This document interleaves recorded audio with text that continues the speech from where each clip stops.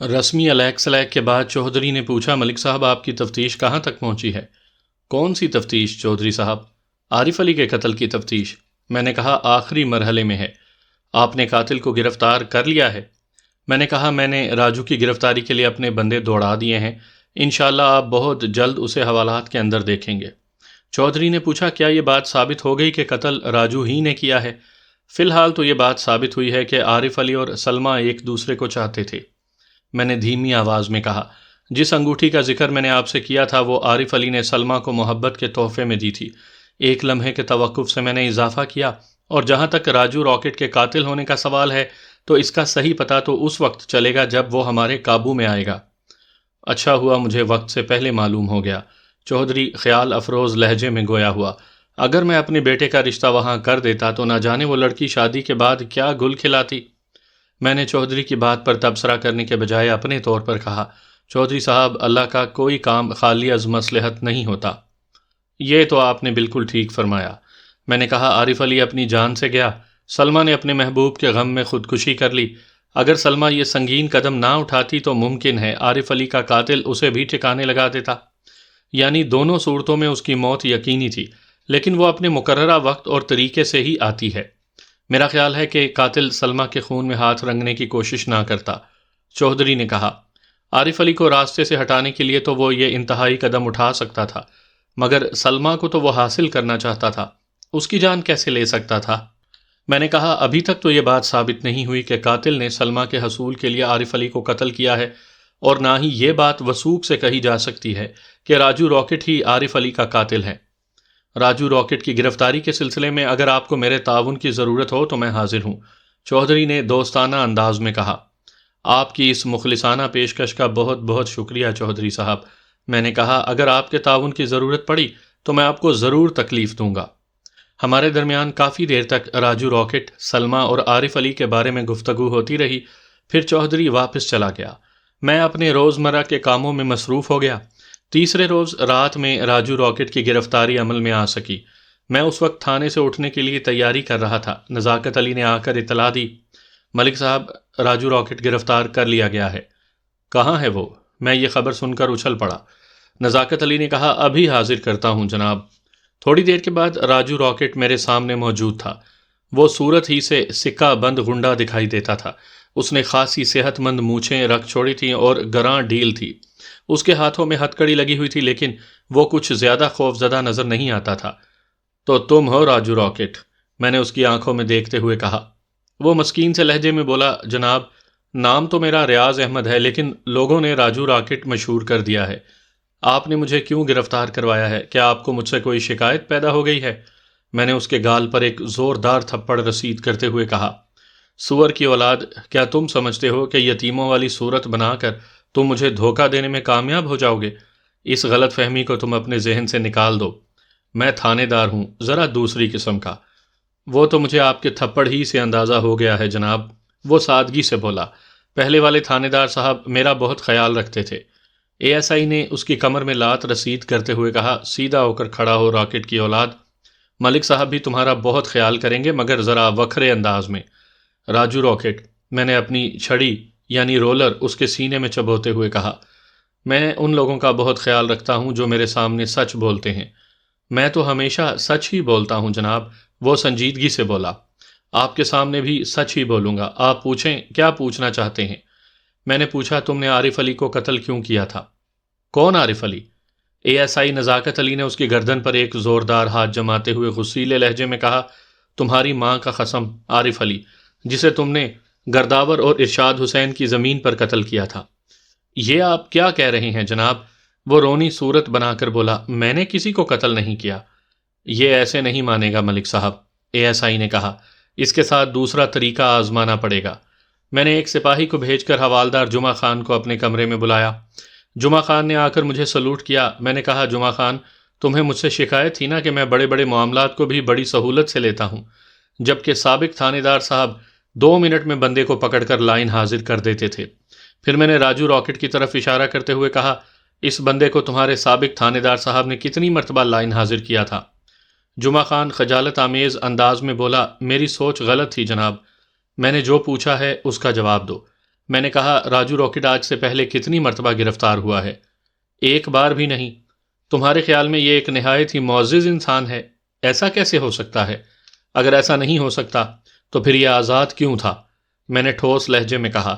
اس کے نامہ اعمال پر تو بدماشی اور غنڈہ گردی کی اتنی داستان رقم ہے کہ اسے اس وقت جیل میں ہونا چاہیے تھا۔ آپ بالکل ٹھیک کہہ رہے ہیں، حوالدار نے سر جھکاتے ہوئے کہا۔ جمعہ خان، میں راجو راکٹ کو آج کی رات تمہارے حوالے کر رہا ہوں، میں نے فیصلہ کن لہجے میں کہا۔ اب تمہاری صلاحیت کا امتحان ہے، اسے یقین دلا دو کہ ہمارے پاس کیسے کیسے راکٹ موجود ہیں۔ مجھے بس ایک سوال کا جواب چاہیے، عارف علی کو کیوں قتل کیا گیا؟ آپ فکر نہ کریں ملک صاحب، جمعہ خان نے راجو کو بازو سے پکڑ کر جھٹکا دیا۔ اس سورما کو آج پتہ چل جائے گا کہ تھانہ کس جگہ کا نام ہے۔ نانی دادی خواب میں نہ آ گئی تو میرا نام بھی جمعہ خان نہیں۔ میں جمعہ خان اور ASI نزاکت علی کو ضروری ہدایات دینے کے بعد اپنے کوارٹر میں آ گیا۔ مجھے امید تھی کہ جمعہ خان راجو کی زبان کھلوانے میں کامیاب ہو جائے گا۔ یہ فرض محال اگر راجو نے عارف علی کو قتل نہیں بھی کیا تھا تو پھر بھی اس کی آؤ بھگت بہت ضروری تھی۔ وہ ایک طویل عرصے سے آزادانہ اپنی بدماشی چمکا رہا تھا۔ میں نے اس کو زنجیر ڈالنے کا فیصلہ کر لیا تھا۔ دوسری صبح میں تھانے پہنچا تو صورتحال خاصی خوشگوار تھی۔ میں اپنے کمرے میں جا کر بیٹھا تو جمعہ خان نے خوشخبری سنائی، ملک صاحب، راجو نے عارف علی کے قتل کا اعتراف کر لیا ہے، اسے میرے پاس لے کر آؤ۔ تھوڑی ہی دیر بعد راجو راکٹ میرے سامنے موجود تھا۔ اس کے شانے ڈھلکے ہوئے تھے، شکل پر 12 بج رہے تھے۔ جمعہ خان نے دل کھول کر اس کی درگت بنائی تھی۔ جمعہ خان واقعی ایک باصلاحیت حوالدار تھا۔ میں نے کڑے تیوروں سے اسے گھورا اور پوچھا، راجو راکٹ، تم نے ایک معصوم اور بے انسان کے خون میں ہاتھ کیوں رنگے؟ جناب، میں لالچ میں آ گیا تھا، وہ گڑ گڑایا۔ کیا لالچ؟ فی کے ڈوگر نے مجھے اس کام کے لیے پورے 500 روپے دیے تھے، تو تم نے 500 روپے کی خاطر ایک انسان کی جان لے لی؟ جناب، 500 روپے اچھی خاصی رقم ہوتی ہے، وہ نظر چراتے ہوئے بولا۔ لالچ نے میری آنکھوں پر پٹی باندھ دی اور میں نے… یہ فیکا ڈوگر کون ہے؟ میں نے اس کی بات کاٹتے ہوئے کہا۔ چودھری شہادت علی کی حویلی میں ملازم ہے۔ کیا؟ میں چونک اٹھا۔ جمعہ خان نے تصدیقی لہجے میں کہا، ملک صاحب، رفیق حسین عرف فیکا ڈوگر چودھری شہادت علی کا ایک پرانا ملازم ہے۔ میرا ذہن مختلف خیالات کی آماجگاہ بنا ہوا تھا۔ میں نے جمعہ خان سے کہا، اس راکٹ کی اولاد کو لے جا کر حوالات میں بند کر دو اور اس کی سخت نگرانی کرو، کسی بھی شخص کو اس سے ملنے نہ دیا جائے۔ حوالدار راجو کو لے کر چلا گیا تو میں نے ASI سلیمان شاہ کو اپنے کمرے میں بلایا۔ جب سے مجھے معلوم ہوا تھا کہ عارف علی کو قتل کرنے کے احکامات چودھری شہادت علی کی حویلی سے جاری کیے گئے تھے، میں کسی اور ہی زاویے سے سوچنے لگا تھا۔ ظاہر ہے فیکا ڈوگر اتنی بڑی رقم اپنی جیب سے تو نہیں نکال سکتا تھا۔ اس زمانے میں 500 روپے اچھی خاصی رقم ہوتی تھی۔ اگر راجو راکٹ کی یہ بات سچ تھی کہ فیکے نے اسے عارف علی کو قتل کرنے کا معاوضہ 500 روپے دیا تھا، تو پھر یہ بات یقینی تھی کہ کسی اور شخص نے فیکے کو اس ڈیل کا حکم دیا ہوگا اور اس شخص کا تعلق حویلی کے مالکان سے ہو سکتا تھا۔ میرے ذہن میں 3 نام چمکنے لگے، چودھری شہادت علی، اس کی بیوی اور چودھری عشرت۔ چودھری کے گھر کے باقی افراد بچوں اور بچیوں پر مشتمل تھے، جو ظاہر ہے اس معاملے میں ملوث نہیں ہو سکتے تھے۔ میں نے فوری طور پر چودھری شہادت علی کی حویلی جانے کا فیصلہ کیا۔ ASI سلیمان شاہ کمرے میں آیا تو میں نے اس سے کہا، ہم ابھی چودھری شہادت علی کی حویلی میں جا رہے ہیں، تم پوری تیاری کر لو، ممکن ہے گرفتاریاں بھی کرنا پڑیں۔ 1 گھنٹے کے بعد میں ASI سلیمان شاہ اور 2 سپاہیوں کے ساتھ چودھری شہادت علی کی حویلی میں موجود تھا۔ چودھری نے حسب سابق خوش دلی سے ہمارا استقبال کیا اور ملازم سے بیٹھک کا دروازہ کھلوانے کو کہا۔ میں نے کہا، چودھری صاحب، آج میں بیٹھنے نہیں آیا، آپ کا ملازم فیکا کہاں ہے؟ فیکا ادھر ہی ہوگا، چودھری نے جواب دیا۔ آپ کو فیکے کی کیا ضرورت پڑ گئی ملک صاحب؟ میں نے کہا، چودھری صاحب، باقی باتیں تو ہوتی رہیں گی، پہلے آپ فیکے کو یہاں بلوائیں۔ آپ اندر تو بیٹھیں جناب، فیکا بھی آ جاتا ہے۔ چودھری کا ملازم اس وقت تک بیٹھک کھلوا چکا تھا۔ چودھری نے کہا، تشریف لائیں ملک صاحب اور مجھے ساری بات بتائیں۔ ہم چودھری کی بیٹھک میں آ گئے۔ میں نے چودھری سے کہا، ساری بات یہ ہے چودھری صاحب کہ راجو راکٹ کو ہم نے گرفتار کر لیا ہے اور اس نے عارف علی کے قتل کا اعتراف بھی کر لیا ہے۔ یہ تو بہت اچھا ہوا، چودھری اطمینان بخش لہجے میں بولا، پھر تو سارا مسئلہ ہی حل ہو گیا۔ آپ فیکے کو کیوں ڈھونڈتے پھر رہے ہیں؟ ابھی یہ مسئلہ پوری طرح حل نہیں ہوا چودھری صاحب، میں نے کہا۔ راجو راکٹ نے قتل کا اقرار تو کر لیا ہے، لیکن اس نے یہ قتل فیکے کے ایما پر کیا ہے، وہ محض اجرتی قاتل ہے۔ فیکے کی بھلا عارف علی سے کیا دشمنی ہو سکتی ہے؟ یہ تو فیکا ہی بتائے گا، میں نے کہا۔ آپ فوری طور پر اسے یہاں بلائیں۔ راجو نے بتایا ہے کہ فیکے نے اس قتل کے لیے اسے پورے 500 روپے دیے تھے۔ میری تو سمجھ میں کچھ نہیں آ رہا، چودھری الجھن آمیز لہجے میں بولا۔ بہرحال میں فیکے کو بلاتا ہوں۔ پھر اس نے ایک ملازم کو فیکے کے لیے بھیج دیا۔ اس کے ملازم نے تھوڑی دیر بعد آ کر بتایا، چودھری صاحب فیکا حویلی میں نہیں ہے۔ حویلی میں نہیں ہے تو پھر کہاں ہے؟ چودھری غصے سے دھاڑا۔ کسی سے پوچھو اس کے بارے میں نے معلوم کر لیا ہے چودھری صاحب، ملازم نے وضاحت کی۔ فیکا اس وقت ڈیرے پر ہے۔ میں اٹھ کر کھڑا ہو گیا، ہم ڈیرے پر چلتے ہیں۔ پھر میں نے چودھری سے پوچھا، ڈیرا کس طرف ہے چودھری صاحب؟ ٹھہرے، میں آپ کے ساتھ چلتا ہوں۔ چودھری بھی اٹھ کر کھڑا ہو گیا۔ ہم سب باجماعت ڈیرے کی طرف روانہ ہو گئے۔ ملازم نے جس ڈیرے کا ذکر کیا تھا وہ دریا کے کنارے مغربی جانب واقع تھا۔ اس ڈیرے کے آس پاس چودھری شہادت علی نے باغات لگا رکھے تھے۔ ہم تھوڑی ہی دیر میں ڈیرے پر پہنچ گئے۔ رفیق حسین اور فیکا ڈوگر اس وقت ڈیرے پر موجود تھا۔ میں نے اے ایس آئی سلیمان شاہ کو حکم دیا کہ اسے گرفتار کر لو۔ اے ایس آئی اور 2 صحت مند سپاہی فیکے کی طرف بڑھے۔ دونوں سپاہیوں نے بغلوں میں ہاتھ پھنسا کر فیکے کو قابو کر لیا اور اے ایس آئی نے پلک جھپکتے میں اسے ہتھ کڑی پہنا دی۔ فیکا حیرت زدہ نظر سے ہم سب کو دیکھ رہا تھا۔ پھر اس نے چودھری شہادت علی سے فریاد کی، چودھری صاحب مجھے بچا لیں، میں نے کچھ نہیں کیا۔ میں نے کہا، الو کے پٹھے، اگر تم نے کچھ نہیں کیا تو ری ری کیوں کر رہے ہو؟ چودھری نے آگے بڑھ کر فیکے کے منہ پر ایک چانٹا رسید کیا اور خونخوار لہجے میں بولا، یہ میں کیا سن رہا ہوں فیکے؟ تم نے ملک صاحب کے سامنے مجھے شرمندہ کر دیا ہے۔ میں نے کوئی جرم نہیں کیا چودھری صاحب۔ جرم تم نے کیا کیے ہیں تو یہ تو تمہیں تھانے چل کر پتہ چلے گا۔ سلیمان شاہ نے اس کی پنڈلی پر ایک زوردار ٹھڈا رسید کیا۔ وہ تمہاری ماں کا یار راجو راکٹ بھی ادھر ہی بند ہے۔ راجو راکٹ گرفتار ہو گیا؟ راجو راکٹ کا نام سن کر فیکے کا رنگ زرد پڑ گیا، اور اس نے ہمیں سب کچھ بتا بھی دیا ہے۔ میں نے اسے تیز نظر سے گھورتے ہوئے کہا، اب تم شرافت سے اپنے جرم کا اقرار کر لو، ورنہ ہمیں سچ اگلوانے کے 100 ڈھنگ آتے ہیں۔ چودھری نے غصیلے لہجے میں فیکے سے پوچھا، فیکے، ملک صاحب بتا رہے ہیں تم نے 500 روپے دے کر راجو راکٹ سے عارف علی کو قتل کروایا ہے۔ بولو تم نے ایسا کیوں کیا؟ عارف علی سے تمہیں کیا پرخاش تھی؟ وہ گھگیانے لگا، راجو راکٹ جھوٹ بولتا ہے جناب، میں تو اس سے ملتا جلتا بھی نہیں ہوں، اور میرے پاس اتنی بڑی رقم کہاں سے آئے گی؟ جھوٹ اور سچ کا فیصلہ کرنا ہمیں بخوبی آتا ہے، اے ایس آئی سلیمان شاہ نے تیز لہجے میں کہا۔ تم تھانے جا کر فر فر بولنے لگو گے۔ فیکے نے خوفزدہ نظروں سے مجھے دیکھا، پھر چودھری سے التجا آمیز لہجے میں بولا، چودھری جی خدا کے واسطے مجھے بچا لیں، میں نے راجو راکٹ سے کوئی بات نہیں کی تھی، اور قتل والے معاملے سے تو میرا ذرا سا بھی تعلق نہیں ہے۔ پھر کس کا تعلق ہے؟ میں نے پوچھا۔ جی وہ میرا مطلب ہے میں اس بارے میں کچھ نہیں جانتا، وہ لکنت آمیز لہجے میں بولا۔ میں نے صاف طور پر محسوس کیا کہ کوئی وہ بات کہتے کہتے اچانک بات بدل گیا تھا۔ اس کا مطلب یہی تھا کہ دال میں کچھ کالا تھا۔ کوئی ایسی بات فیکے کی زبان تک آتے آتے رک گئی تھی جو اس کے لیے یا کسی اور کے لیے نقصان دہ ثابت ہو سکتی تھی۔ میں نے اے ایس آئی سے کہا، تم اسے لے کر تھانے پہنچو، میں ذرا چودھری صاحب سے بات کر کے آتا ہوں۔ سلیمان شاہ اور دونوں سپاہی فیکے کو لے کر وہاں سے روانہ ہو گئے۔ میں چودھری کے ساتھ واپس اس کی حویلی میں آ گیا۔ چودھری نے کہا، ملک صاحب اگر فیکا واقعی قصوروار ثابت ہو گیا تو میں خود اسے آپ کے حوالے کروں گا، آپ جو چاہیں اس کے ساتھ سلوک کریں۔ میں نے کہا، چودھری صاحب آپ فیکے کو میرے حوالے تو جب کریں گے جب وہ آپ کے پاس ہوگا، فیکا تو اب میرے قبضے میں آ چکا۔ ویسے آپ بے فکر رہیں، اگر اس نے کوئی جرم نہیں کیا تو میں اس کو ہاتھ بھی نہیں لگاؤں گا، بصورت دیگر میں اس کے ساتھ کوئی رعایت نہیں کروں گا۔ اللہ آپ کا بھلا کرے، وہ معتدل لہجے میں بولا، میں ناجائز رعایت کرنے کے لیے آپ سے کبھی نہیں کہوں گا۔ ویسے میری سمجھ میں ابھی تک یہ بات نہیں آئی کہ فیکے کے پاس 500 روپے کہاں سے آئے اور اس نے راجو راکٹ سے عارف علی کو کیوں قتل کروایا۔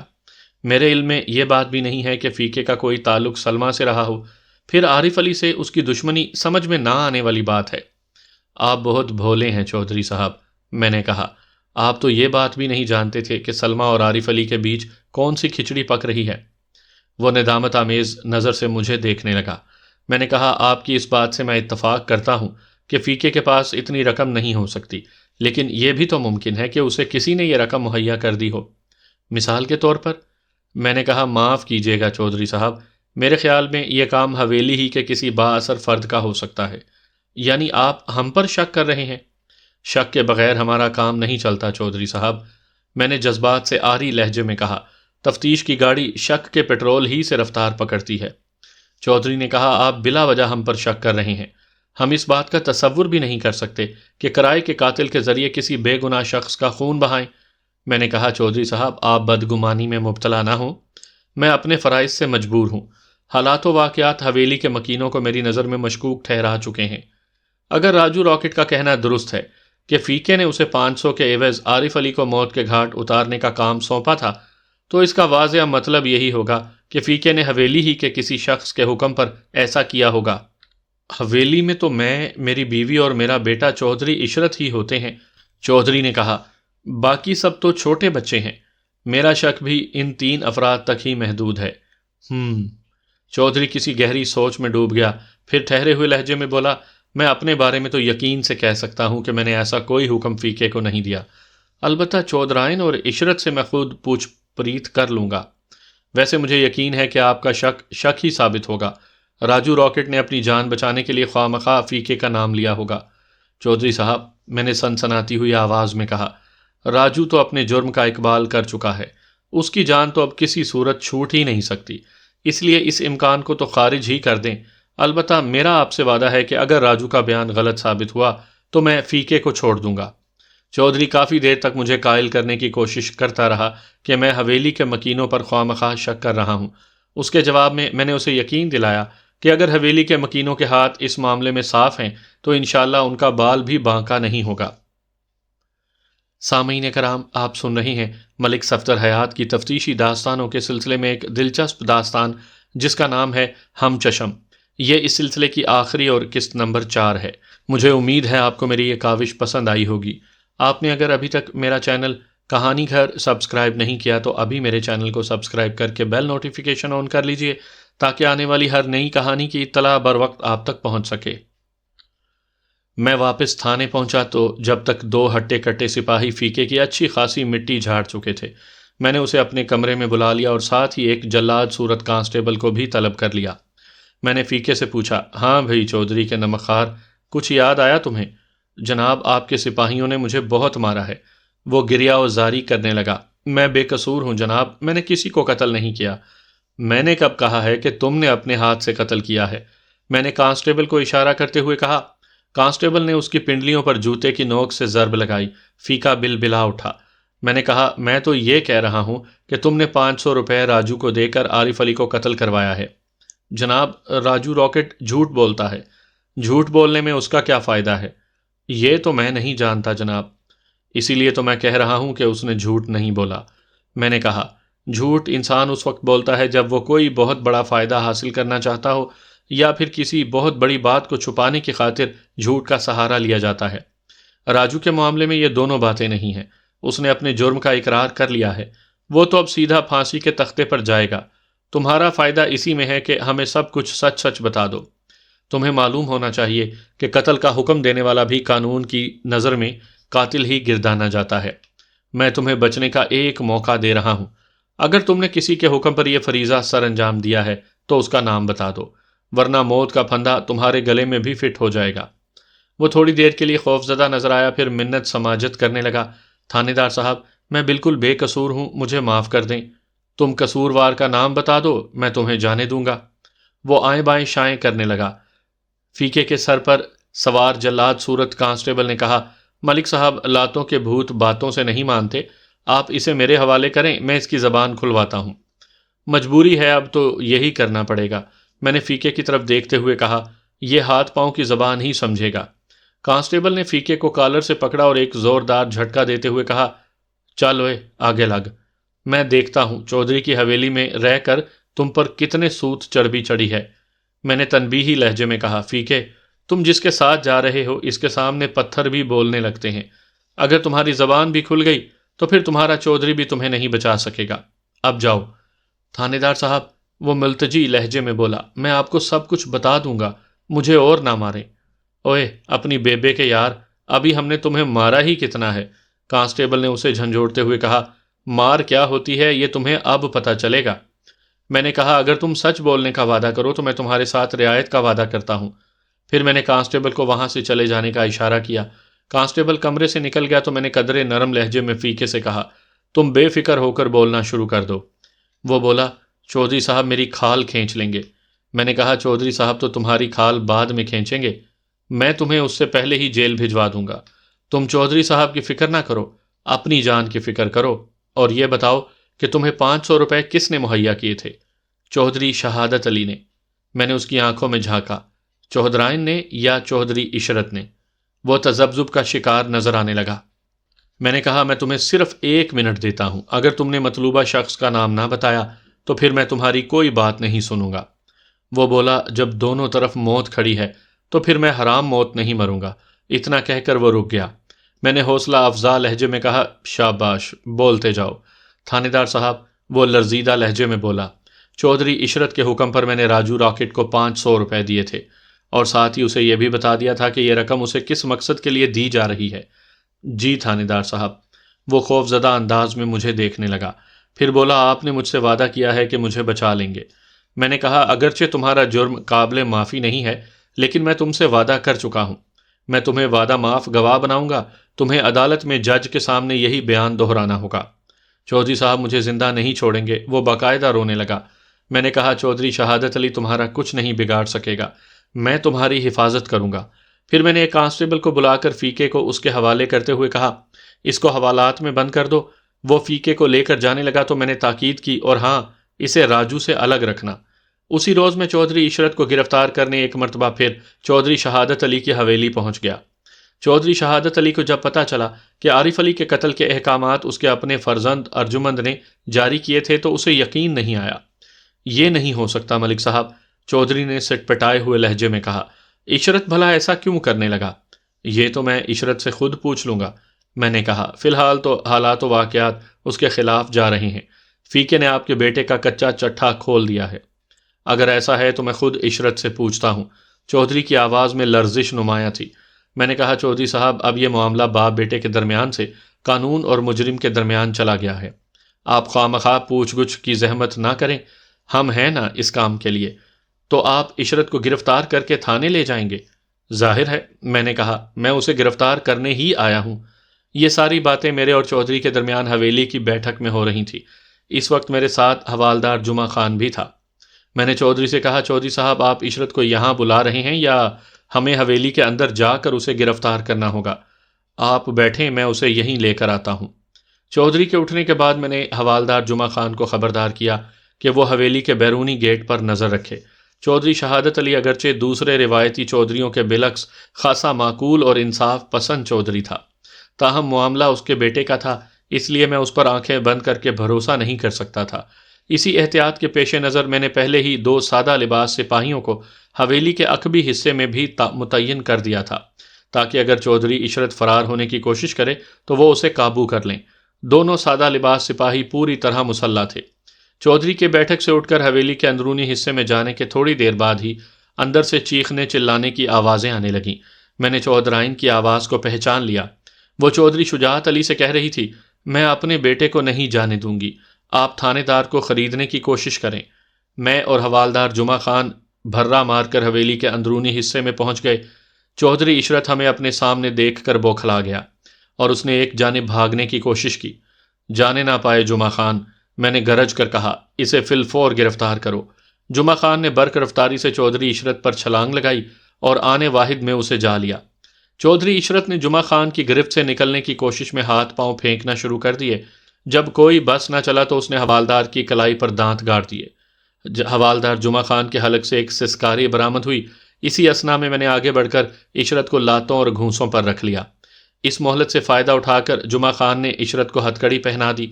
میں نے چودھرائن کی طرف رخ کر کے زہریلے لہجے میں کہا، آپ ابھی تھوڑی دیر پہلے کیا فرما رہی تھی؟ مجھے خریدنے کے لیے کتنی رقم ہے تمہارے پاس؟ چودھری شہادت علی گنگ کھڑا یہ تماشا دیکھ رہا تھا۔ یوں دکھائی دیتا تھا جیسے کھڑے کھڑے اسے سکتہ ہو گیا ہو۔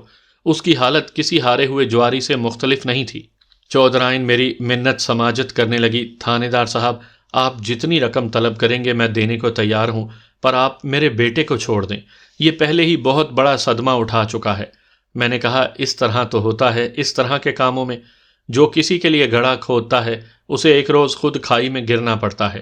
ایک لمحے کے توقف سے میں نے اضافہ کیا، اور اس بھول میں نہ رہنا چودھرائن جی کہ میں رشوت لے کر تمہارے بیٹے کو چھوڑ دوں گا۔ یہ تو گردن تک پھنس چکا تھا اور یہاں سے فرار ہونے کی کوشش کر کے اس نے اپنے مجرم ہونے کا ثبوت پیش کر دیا ہے۔ اگر یہ قصوروار نہیں تھا تو اسے پولیس کو دیکھ کر یوں بدکنے کی کیا ضرورت تھی؟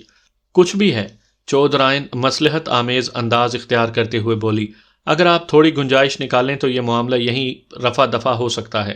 سب کچھ آپ کے ہاتھ میں ہے، آپ چاہیں تو گھر کی بات گھر میں رہے گی، قاتل تو گرفتار ہو ہی چکا ہے، عارف علی بھی اب دوبارہ زندہ نہیں ہو سکتا، آپ ہمارے گھر کو برباد ہونے سے بچا لیں۔ اس وقت چودھری شہادت علی نے گمبھیر لہجے میں کہا، ملک صاحب، میں آپ سے یہ تو نہیں کہوں گا کہ آپ کوئی بڑی رقم لے کر معاملے کو ختم کر دیں، لیکن میری آپ سے درخواست ہے کہ کوئی دفعہ لگانے سے پہلے اچھی طرح چھان بین ضرور کر لیں۔ آپ فکر نہ کریں، میں انصاف کے تقاضے ضرور پورے کروں گا۔ چودھرائن رونے لگی، چودھری صاحب، آپ کیسے باپ ہیں؟ اپنے بیٹے کو خود پولیس کے حوالے کر رہے ہیں، آپ کی دولت کس کام آئے گی؟ تم اپنی بکواس بند کرو۔ چودھری شہادت علی نے بیوی کو ڈانٹا، اگر ہمارا بیٹا بے گناہ ہے تو دنیا کی کوئی طاقت اس کا کچھ نہیں بگاڑ سکتی، میں سپریم کورٹ تک جاؤں گا۔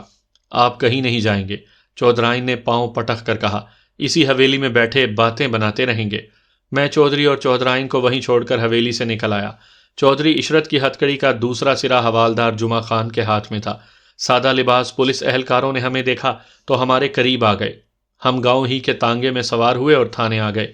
چودھری عشرت پر مجھے زیادہ محنت نہیں کرنا پڑی، اس نے حوالات میں راجو راکٹ اور فیکے کو بھی دیکھ لیا تھا۔ 2-4 تھپڑ کھانے کے بعد اس نے سب کچھ قبول کر لیا۔ چودھری عشرت کے بیان کا خلاصہ کچھ یوں ہے، کسی طرح چودھری عشرت کو عارف علی اور سلمہ کے تعلقات کا پتہ چل گیا تھا۔ عشرت کے لیے سلمہ کے رشتے کی بات چل رہی تھی اور عشرت خود بھی اسے شادی کا خواہاں تھا، مگر وہ کہیں اور ہی دل لگائے بیٹھی تھی، اور وہ بھی اتنی رازداری کے ساتھ کہ کسی کو مدت تک اس کی خبر ہی نہ ہو سکی تھی۔ چودھری عشرت کو جب یقین ہو گیا کہ سلمہ اس کے ہاتھ سے نکلی جا رہی ہے تو اس نے ایک روز عارف علی سے بات کی اور اسے اپنا راستہ بدلنے کو کہا، مگر عارف علی اس کے لیے تیار نہیں تھا۔ چودھری نے پہلے تو اسے نوٹوں کی جھلک دکھائی، پھر ڈرایا دھمکایا، مگر عارف علی سلمہ سے دستبردار ہونے کو تیار نہیں تھا۔ ہر طرف سے بے بس ہونے کے بعد چودھری عشرت نے کہا، ٹھیک ہے، اب میں تمہیں دوسرے طریقے سے سمجھاؤں گا۔ چودھری عشرت نے عارف علی کو اپنے راستے سے ہٹانے کے لیے جو طریقہ اختیار کیا، اس نے 3 گھروں کو اجاڑ کر رکھ دیا۔ محبت کرنے والے 2 دل پیوند خاک ہوئے اور چودھری عشرت ایک لمبی مدت کے لیے جیل کی سلاخوں کے پیچھے چلا گیا۔ فیکے نے وعدہ معاف گواہ بن کر اپنے سر پر پڑنے والی افتاد سے نجات حاصل کر لی تھی۔ ویسے چودھری عشرت کا اقبالی بیان بھی کافی تھا۔ چودھری شجاعت علی نے اپنے بیٹے کے لیے بہت بڑا وکیل کیا تھا، لیکن سیشن کورٹ نے راجو راکٹ اور چودھری عشرت کو سزائے موت کا حکم سنا دیا۔ چودھری شہادت نے ہائی کورٹ میں اپیل دائر کر دی اور بادقت تمام بیٹے کی سزائے موت کو عمر قید میں تبدیل کروانے میں کامیاب ہو گیا۔ البتہ راجو راکٹ کا مقدمہ سیشن کورٹ تک ہی محدود رہا اور اس نے پھانسی کی سزا پائی۔ بعض اوقات رقابت کی چنگاری اتنی شدت سے بھڑکتی ہے کہ ایک دہکتے ہوئے الاؤ کی شکل اختیار کر لیتی ہے۔ اس الاؤ کی آگ جہاں تک پھیلتی ہے سب کچھ جلا کر خاکستر کر دیتی ہے۔ چودھری عشرت کے دل میں بھڑکنے والی رقابت کی آگ نے کئی افراد کو عبرتناک انجام سے دوچار کر دیا تھا۔